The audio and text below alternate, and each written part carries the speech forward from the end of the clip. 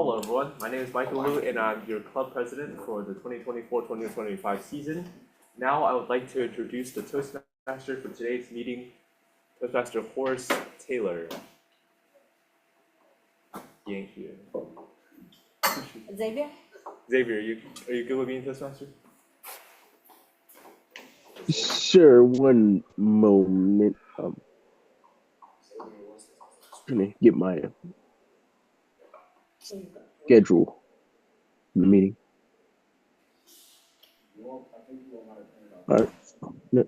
Yeah, I'll just welcome everybody. So today, first, I'd like to just get straight into the meeting and bring up our grammarian for the grammarian's role first. Xavier, I'm sorry. Our print is wrong. So can you tell us the each row and so we can take a note? Sure, one moment. I'm trying to get that.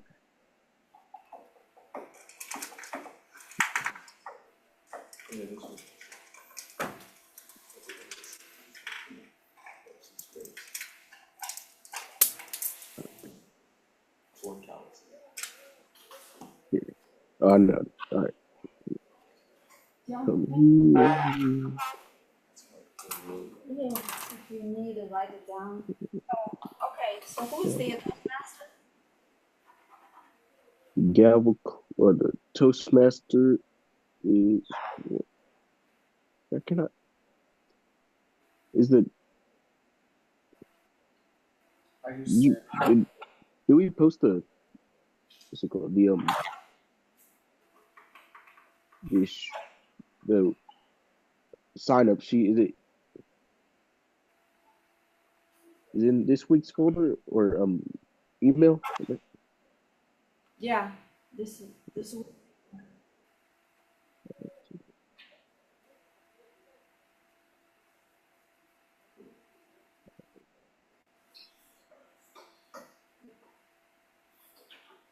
All right, here. Can't find it. Okay, I found it. All right, Okay. gotcha. Let me open this.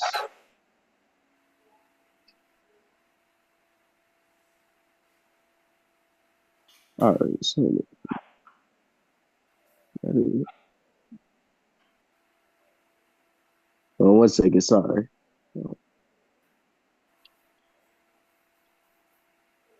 I cannot find the. I can't find the sign up sheet. Hold I just resent the agenda to everyone. on. All right.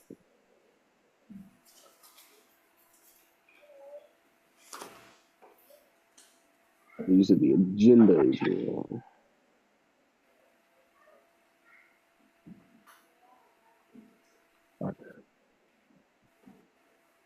That's the So- one we That's the one we have right now. Okay. This is just Dion and Jason aren't here, it seems. So,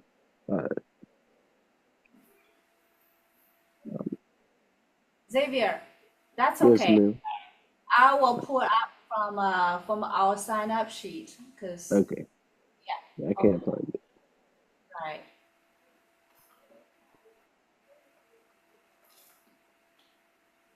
Okay, so Toastmaster is Xavier, grammarian is Urban. Sorry, again? I thought it's wasn't that grammarian last time? Xavier was preparing last time. And then the timer is first. Is that okay? Is it I'm fine with grammarian? it. Okay. Timer is Check your email, Jameson. Horace. Check Checking. your email. Okay. I think since we're here, we should go by this. Speaker number 1, Kate.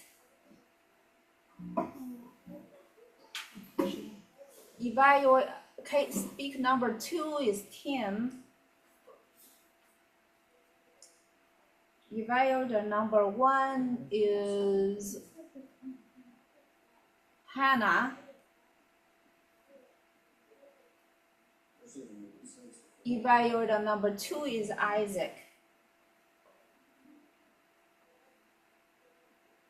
topic master is Michael.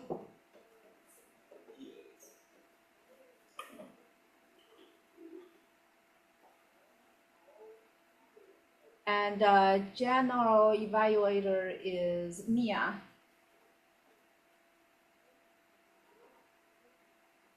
I think that's all. Everybody got it? I think there's a glitch because Yeah. when I open the email on my phone, I have the right one, but when I do all of them, it's not. So I think it's something wrong with Google. So, Yeah. Okay, Kate, you have a question? Okay. oh yeah, since we're at the sign up sheet, You're here today. Next 2 meetings. since we're at the sign up sheet, can we just do that real quick? All right, yeah, sure. All right. So I'll be the Tuesdays. All right, cool. Sorry for the delay. So now, if we could have Mr. Irvin come on up, introduce the grammarian's role for this week.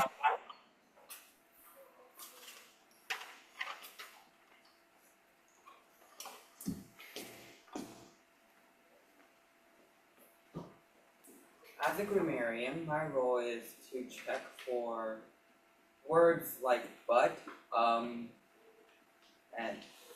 and introduce a word of the day, which is how do you say that? The word of the day is integrity.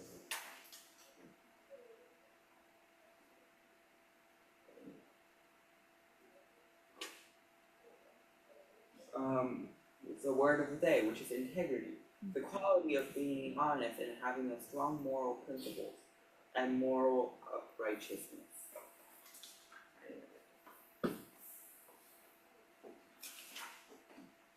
All right, thank you, Mr. Irvin. Next up, since our timer seems to be running a tad bit late, never mind. There he is. All right, we have the timer, Mr. Horace Taylor, come up to introduce his role.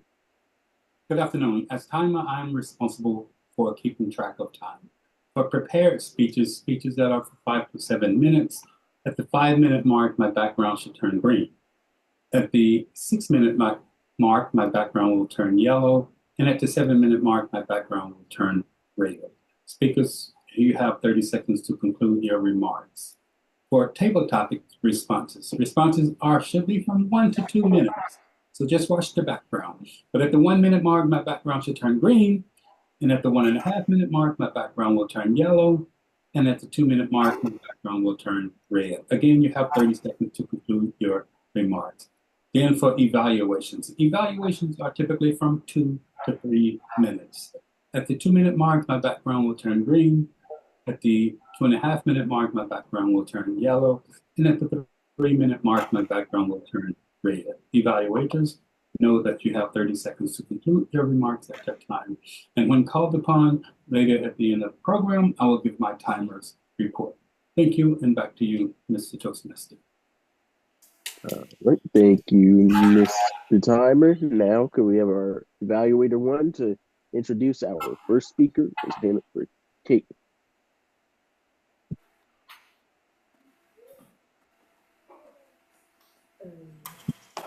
Kate is the speech about bringing awareness to unjust societies, and I will be evaluating her on body language as well as the deliverance of her speech and how well she has written it. She has emailed it to me, so I'll be evaluating that as well.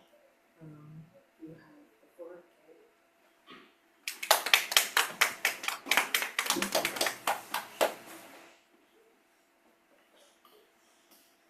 Thank you, Toastmasters. Okay. Ever since I was a kid, I was always full of energy. Much to my teacher's pain, I would constantly talk, play around, and worst of all, never sleep during nap time. Because of these horrifying factors, I often found myself in the timeout chair. I was obviously never happy about it, feeling that it wasn't fair, because I was there imprisoned while the other kids were out there having fun. I still have an insane amount of energy, but even now, I feel that I wasn't punished correctly nor fairly, that my teachers hadn't taken much time nor effort to see I was truly deserving to be wrong in that chair. That happens everywhere, not just in the classroom. It happens in the corporate system, in friendships, and in the legal system. People are wrongfully convicted of crimes that they didn't commit. So today, we're going to talk about wrongful convictions, its most deadly consequence, executions, its impacts, and its implications. So, what is wrongful convictions? It's either of these two. Either the person convicted is innocent as charged, or there is a procedural error in the trial. But one thing remains the same, that people, by an officer of the law or by anyone, detained for something they didn't do for being at the wrong place at the wrong time. See, there's a banker, peacefully working the 9 to 5 job. Then police come in the bank and tell the clerk that they're being taken in for questioning. Apparently, someone had seen them with a rubber ducky that shoots lasers in the store and threatened another store's customers to drop all their valuables. They're taken to trial, sentenced, and then put in prison. And yet, right after, it was found that they were not that person. That is one classic example. Capital punishment, also known as a death penalty, is punishment that takes the defendant's life. But in situations of wrongful convictions, the state takes away the life of someone who is innocent, someone who they were supposed to protect. In the Salem witch trials, which took place in Salem, Massachusetts, in 1692, saw its consequences that we still remember today. People were accused of being devil worshippers and only had two options: either die, or accuse someone else of being a witch and be freed, but start the cycle again. Back then, the court did not use the system of innocent until proven guilty. If you were taken up to trial, you were presumed guilty, which is thankfully the opposite of what happens today. 100-something people were tried for a crime that did not exist. 17 people dying. They lost all their property, all their standing in the community, and all they owned. None of those who were tried were witches. None who died were witches. This isn't something that has just stayed in our past. It's continuing to impact our present and will impact the future. Even now, 300 years later, it happens. May of 1980, Catherine Brown was murdered in her home. Kenneth Waters, her boyfriend, was taken to police but had a strong alibi, so was let off free. But in October of 1984, a man named Robert Osborne came to the police with apparently Marsh, Waters' ex-girlfriend, had told him that he had confessed to Marsh that he had killed a woman. So Marsh was taken up to questioning, threatened to have her charged with murder and have her children taken away. So based on these claims, Waters was sentenced to prison, spending 18 full years, and his sister worked at the Innocence Project in order to free him. Then why would these still happen? Well, one reason could be the use of private prisons. Alaska, Hawaii, and Tennessee are some of the many that still use them. Private prisons are run by corporations under a contract with the government and are paid based on the number of prisoners that they have. So they are actively incentivized for the number of prisoners they have. They are actively incentivized for having more prisoners to advocate for stronger laws that cause more prisoners to be taken. That will inevitably lead to more wrongful convictions. And this is illustrated in the Cash-Brigade scandal. Michael Conahan and Mark Ciavella had accepted nearly $2.6 million in bribes from two for-profit prisons to send children to them. One of them was PA child care. From 2003 to 2008, they sentenced children as young as 8, many of them first-time offenders, to juvie for minor infractions such as jaywalking or petty thieves. 2,500 kids were taken, their lives permanently altered. In his book Barred, Why the Innocent Can't Get Out of Prison, Harvard Law School visiting professor Daniel Medwood says that our legal system is to blame for the imprisonment of the innocent. Another problem is that many of the core causes of wrongful conviction, such as official misconduct, false witness testimony, improper evidence, and inadequate legal representation, often comes late. You can't bring any new evidence to trial after it's already happened, he says. Habeas corpus appealing is only available for those who are truly innocent or have had an error in their trial. But how is someone who is innocent supposed to be repentful for crimes they didn't commit? There are about 1,000 people sentenced to jail while committing a crime every year. The total amount of time spent in prison is over 32,000 years. And those who don't know will still have to even more. December 2011, Charles Butler Jr. was fatally shot in Oakland.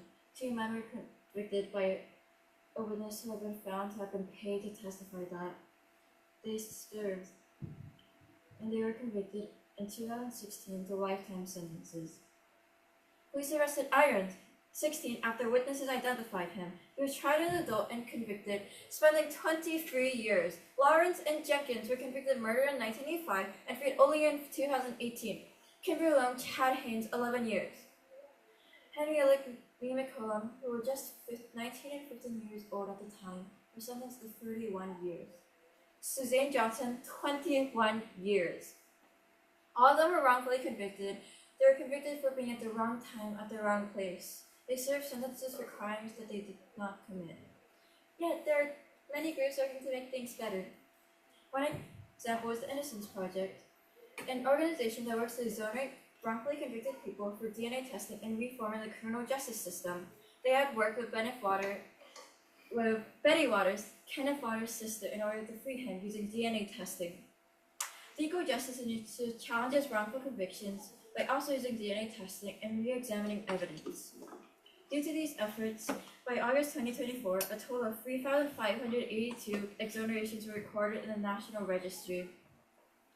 So today we talked about stories, the impact and implications of wrongful convictions, as well as how they happen to normal people in their past. There are people working to free prisoners and prevent wrongful convictions, creating hope for those who have been falsely accused, and working to make our legal system better. Though there are still thousands suffering, there is hope for everyone involved. Thank you.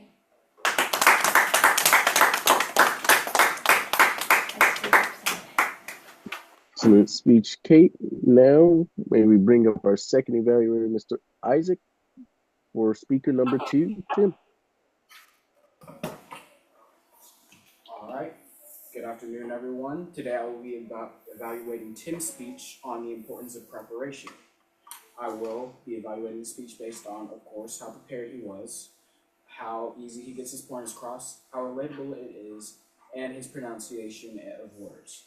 Tim, go right ahead. Thank you. You guys just heard my speech today will be about preparation and how important it is. So to start off, I will talk about something I recently experienced that brought me up to this topic. So my parents had put me in charge of fixing a big hole in our house, roughly about this big and this tall. And it was a drywall. So of course, as anyone would do when they first encounter a problem, I went on YouTube and searched up how to fix up a drywall hole about 30 feet, or not 30 feet, 30 inches and 20 inches in length. And a lot of videos came up. So I started watching all of them, just getting like what ideas I needed to do and also what materials I needed. I encountered a pretty good video, and it told me what I needed was something called joint compound, and or as they called mud. And then I needed a patch of drywall so I can paste it on there and then cover it up and then sand it down. So as anyone would, after watching those videos, I felt pretty confident in my skills of fixing up this wall. So I went with my mom to the store, Lowe's, got myself a big drywall this big that fit the hole pretty well.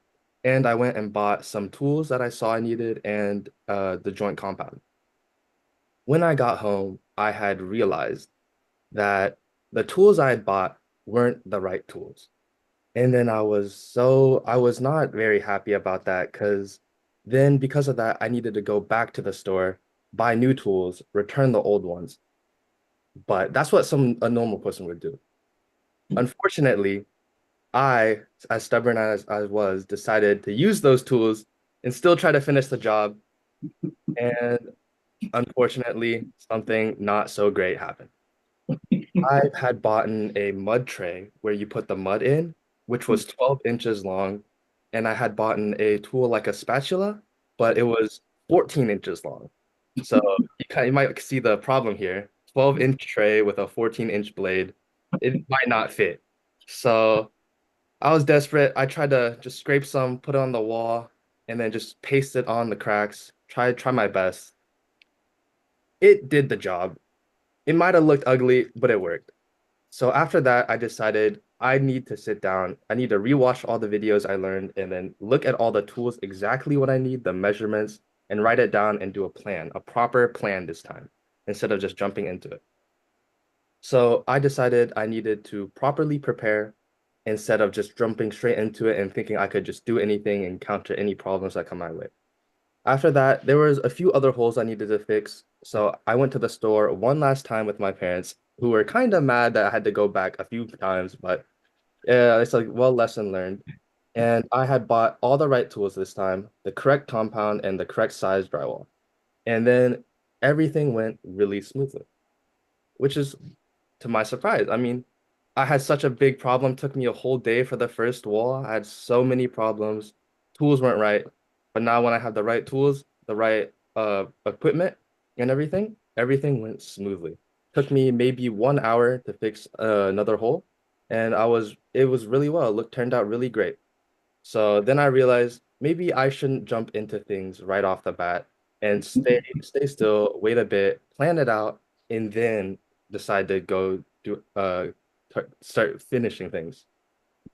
So that's the problem I encountered recently, which brings me to the whole point of my speech today about the importance of preparation. So now you might be wondering, what are some benefits of preparing yourself? And first off, no anxiety. I would not be as stressed as I was a few days ago if I had properly prepared myself. And then after that, if you were properly prepared, you're a lot more confident in things. I was a lot more confident in my skills after that, and I thought I could really just start fixing drywall anywhere. I could fix any hole now. My confidence up a lot. And next, it also prepares you for unpredicted situations.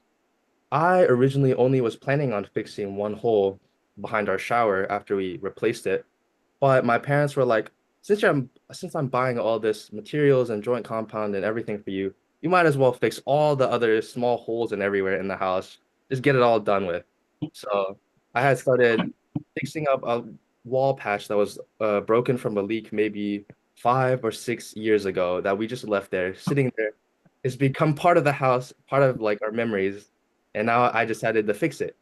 And then after that, my mom was like, "Oh, well, look here, the window. This is broken for like past 10 years. We should fix this too." And I'm just like, "Okay, I prepared so much for this. I've learned the right ways to do this. I can do all of it. I am prepared to finish all the jobs that my parents want me to do."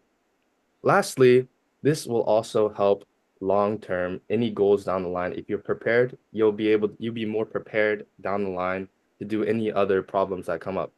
So after this, I think I can fix any drywalls now. Not all, but maybe in my house, the small ones. I feel like in the future, if anything were to happen, for example, if I swing my door too hard and I break a small hole in the wall, I feel like I can fix that right up and that'll be fine. And maybe then I also might have to review, maybe go watch another YouTube video how to do it, remember it again, but I feel like I'll be able to complete all the tasks and be more prepared. So to end things off, be prepared. Don't jump into things blindly. Don't jump into things without any preparation. While you're prepared, you'll be more confident. You have less stress to worry about, and it'll also help you down the line in the future. So key thing, be prepared for your job, interview, competition, or anything. And that's it. Thank you.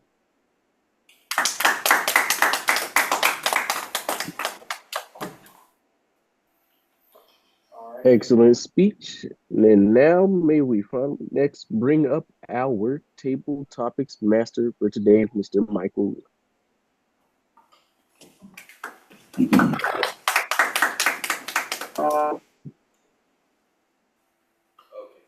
Hello everyone, I'm your table topics master for today, and I will now ask a series of short questions for which you will have one. And Mr. Taylor, I believe your mic is unmuted. Thank you. All right. First question. If you could learn any instrument, what instrument would it be? Isaac. Alright, so the question is, if I could learn any instrument, what would it be? And I would probably have to choose the guitar or the bass. Reason being, that's the instrument that my dad played, and not too long ago, he was showing me how he used to play, talking about how he used to be in bands when he was my age, and it was really fascinating. So I thought it would always be cool if I tried to learn. And even though I haven't had a chance yet, I did get into instruments the past few years, as I got my own drum set for Christmas of 2020, and I used to play it nonstop. So I thought it would be cool if both me and my dad knew how to play the bass guitar, because who knows, maybe we could play together. So that's the instrument I would choose. Thank you. Next question. If you could master a sport to a degree such that you'd be able to compete in the Olympics, what sport would it be? Eric.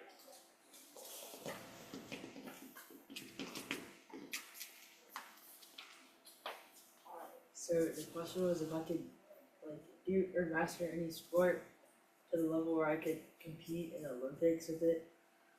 I would probably choose soccer, because most Olympic soccer players are pretty rich. And if you couldn't tell from my previous answers and speeches, I'm pretty interested in money. So if I could master this sport, I could basically be Cristiano Ronaldo. And not only would I be insane at soccer, I would be rich, I would look cool, and then I could just say I'm an Olympian, and then I would get free food at the Olympics, which is also something I like, and then I would just be rich overall. And so if I could master any sport to the degree where I could participate in the Olympics, I would probably choose soccer.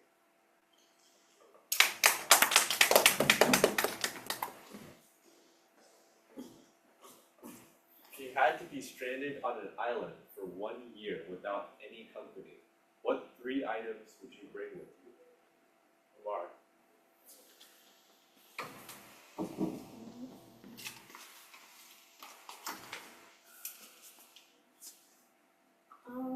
I would probably bring my phone,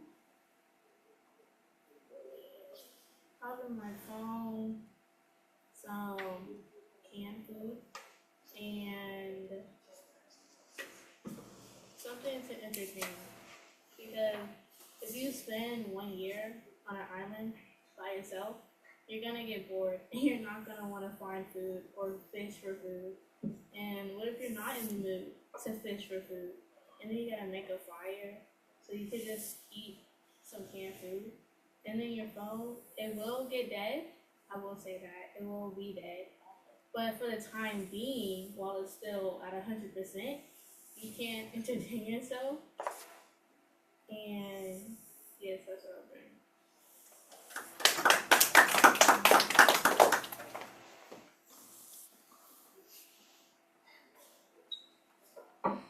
What makes Genshin Impact fun for you? Huh? Okay. What?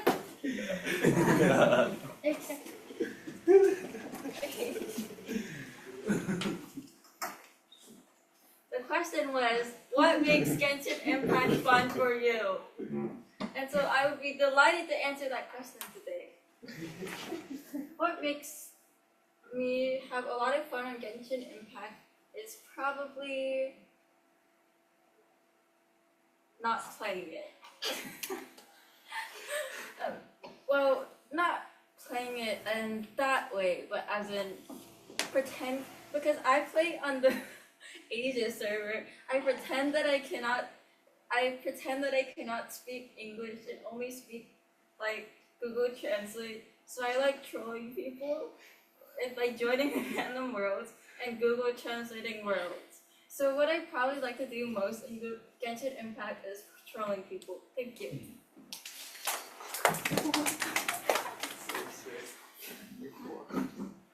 Alright. I will now ask the same question to Mia.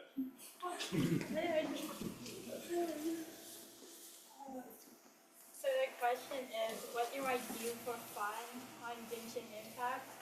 Well, there are two things I like to do. One is to run around like a crazy chicken who doesn't know what to do because I love avoiding the story because I hate reading and I like running around. The second thing I like to do on it is just wait until someone to join me. My signature is literally just, I'm bored right now, come join me, because I want entertainment from people, so I invite people to come and talk to me. Thank you.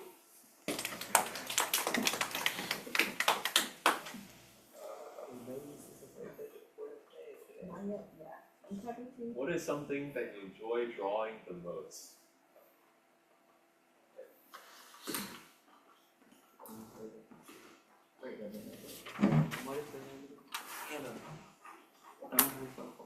So the question for me is, what do I enjoy drawing? And that's complicated. I enjoy drawing in general, and it's kind of hard for me to pick a specific type of thing to draw. But if I had to pick, I would choose people, because people can be very versatile, and I can try drawing different expressions or movements and poses. Recently, I have been trying to get better at drawing anatomy, and I think I've made quite a bit of progress on that. So that's my answer. Thank you.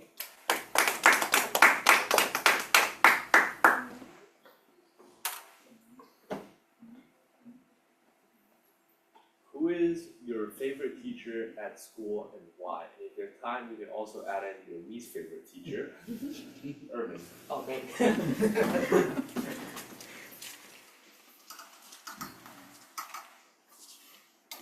The question is, who is my favorite teacher at school, and if I have time, adding my least favorite teacher. I don't really necessarily have a favorite teacher because I think school is great. All teachers are great. But for the least favorite teacher, if you go to White Station Middle and is an 8th grader or 7th grader, you know who I'm talking about. Miss Matthews. Oh, hi. In her mind, the perfect week goes like this. 3 days of homework, 1 day to study, 1 day of tests. Not fun. And for the homework she gave at my geometry class this time, is to construct reflections and translations. How do you translate something that you can't find a point on? We're translating circles for some reason.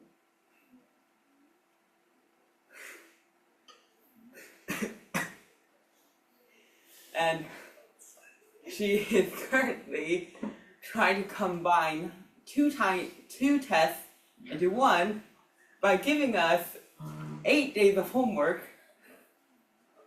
You heard that right, 8 days of homework, so don't have a test on 1 week, 3 days of homework, and a test. So what that means for all of us unfortunate people in her geometry 6th period is that we have to actually study for once. That's my answer for the tabletop.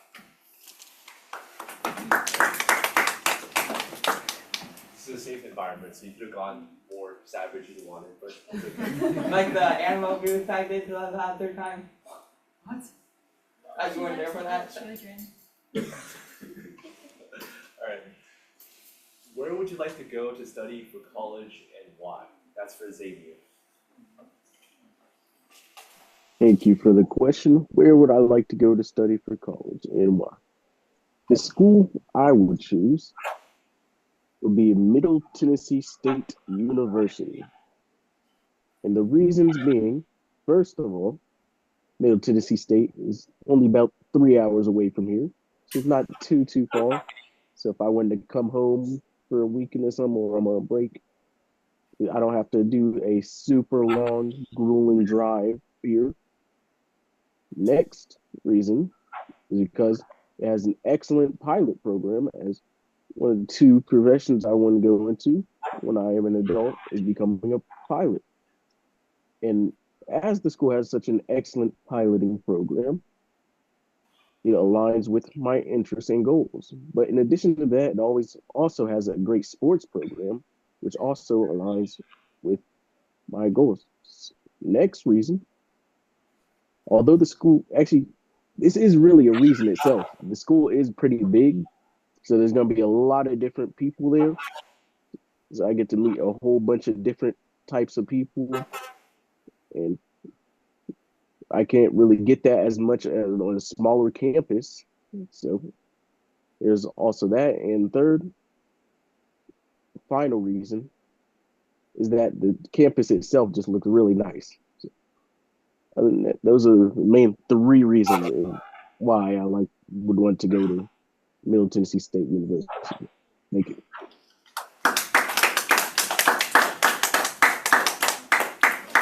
Last one for today. What do you think is the next thing your parents will ask you to fix around the house, and how would you learn how to fix it? Tim. Thank you for the question. So the next thing that I probably have to fix, I don't doubt would be the toilet. Cause because I have fixed the toilet in our house at least over, I'd say, 8 times already. It is an ongoing problem, still happening. It's been leaking quite a lot sometimes.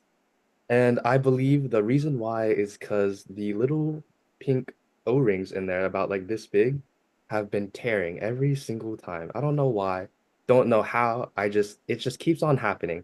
Every like maybe 6 or so months, I just start hearing leaking sounds. Just it keeps on flushing by itself, and then I have to go take it apart, put that little thing in, and then fix it again.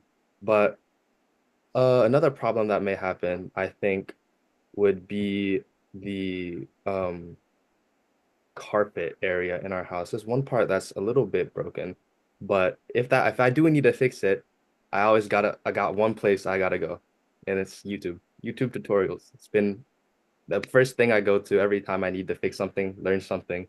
There's always like millions of videos out there. I can just watch a tutorial and then learn how to do it. So that'd be how I fix it. Thank you. That's it for today's Staple Topic session. I'll pass it back to the Toastmasters Xavier. Thank you, Mr. Topics Master. Now I would like to get into our general evaluation and bring up our general evaluator, Ms. Mia.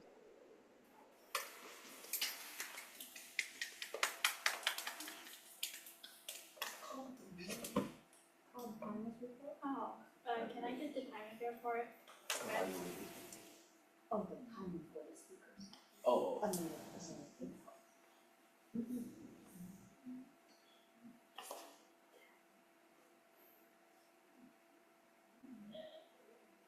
Oh, then you can just call the phone thing.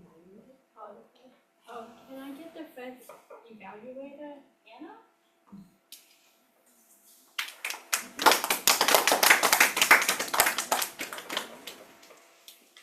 I evaluated Kate's speech on bringing light to some unjust court cases, and I have a few things to say about it. So, first of all, it was very well written. She sent the file to me, and I think it was very informative to me. I didn't know about quite a lot of these things. So your introduction was really good. I liked the humor. I found it funny. But you could, in my opinion, speak slower because your words weren't very clear and you stuttered sometimes. So just slow down your pacing. Maybe it was because you were nervous. And I think you could try to have more open body language because a lot of the time you were speaking like this, you were very keeping your arms close, and you could try to make more eye contact with everyone. I noticed that you were mainly looking at the screen or at your computer, and you were reading off of it. Maybe you could try using flashcards for notes. And I believe you went a little bit over time, so try practicing in front a mirror with a timer before you give the actual speech. But overall, it was a great speech, and I really enjoyed it. Thank you.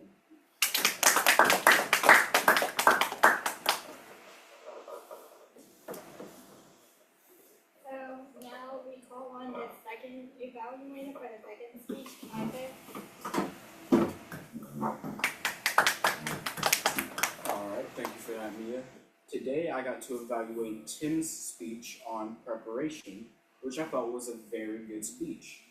I felt like it was relatable. We all struggle with preparation at some point, whether it's preparing for a test, preparing to fight a court case, or preparing to be the next Cristiano Ronaldo. What is that? And I felt like it is also something that not just we struggle with, but most people in the world struggle with, especially with job interviews. Most people will flunk out because they are not prepared. I felt like you wrote it very well, and you used examples that we all could relate to, having to fix stuff around the house. And you rehearsed it extremely well. You didn't use the word of the day, which I think is something that we all could work on. And but besides that, you didn't really stutter too much. And I believe it was a very good and well written speech. So thank you for that, Tim.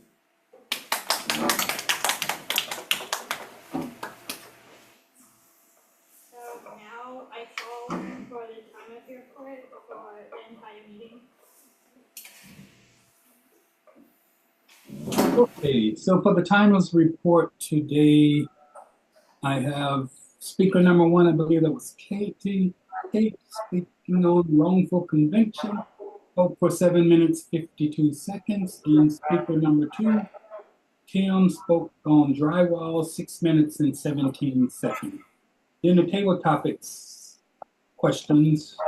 Speaker number one, I believe that was Isaac, spoke for 48 seconds on guitars or bass guitar playing. Then Eric came behind him with 47 seconds discussing sports and soccer. Amara spoke for 50 seconds on 3 things she'd take on an island. Then Kate came back with, I think it was fun for you, or something to like that. But anyway, for 48 seconds. Then Neil came in with 28 seconds on, I can't make out what my writing is. Then Anna came in for 39 seconds. And then Irvin spoke for 1 minute, 42 seconds. Xavier spoke for 1 minute, 34 seconds.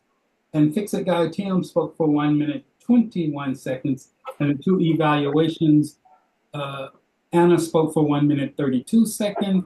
And Isaac spoke for 1 minute and 5 seconds. That's my timer's report. Back to you, sir.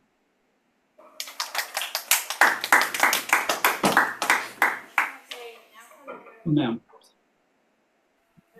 Now for the grammarian report.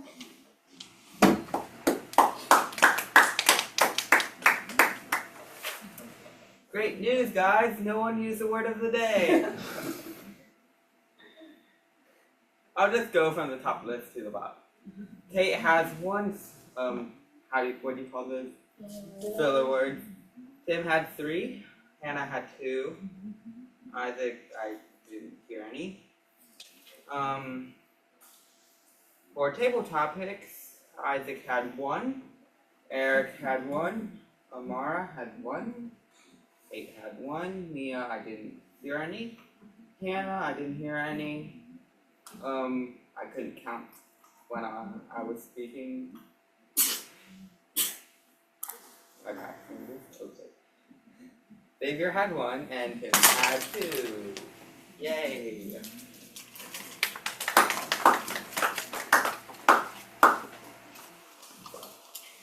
So overall, we kind of started late and we have the wrong schedule, but that's fine. You made it through that. And overall, it was like a good meeting. So I'll give it back to